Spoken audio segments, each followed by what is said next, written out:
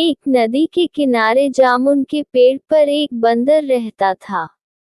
उस पेड़ पर बहुत ही मीठे मीठे जामुन लगते थे।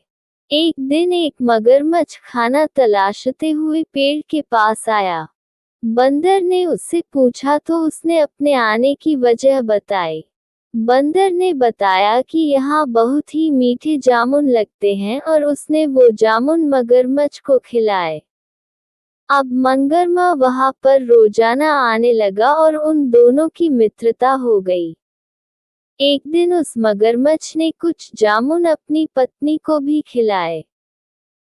स्वादिष्ट जामुन खाने के बाद उसकी पत्नी ने सोचा कि रोजाना ऐसे मीठे फल खाने वाले का दिल भी खूब मीठा होगा।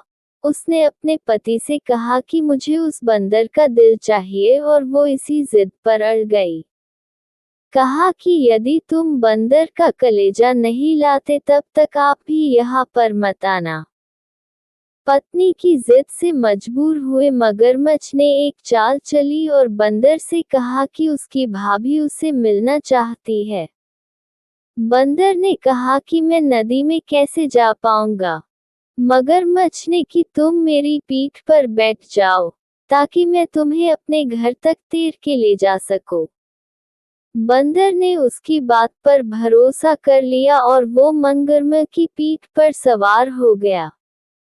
जब वे नदी के बीचों बीच पहुंचे, तो मगरमच्छ ने सोचा कि अब वो बंदर को सही बात बता सकता है।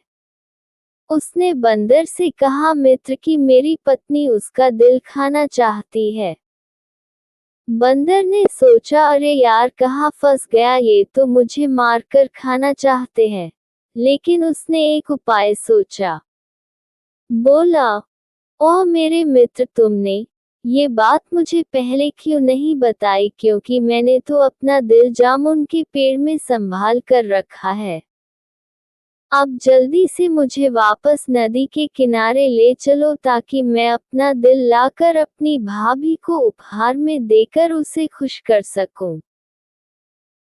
मूर्ख मगरमच्छ बंदर को जैसे ही नदी किनारे लेकर आया, बंदर ने जोर से जामुन के पेड़ पर छलांग लगाए और क्रोध में भरकर बोला, मूर्ख, दिल के बिना भी क्या कोई जिंदा रह सकता है?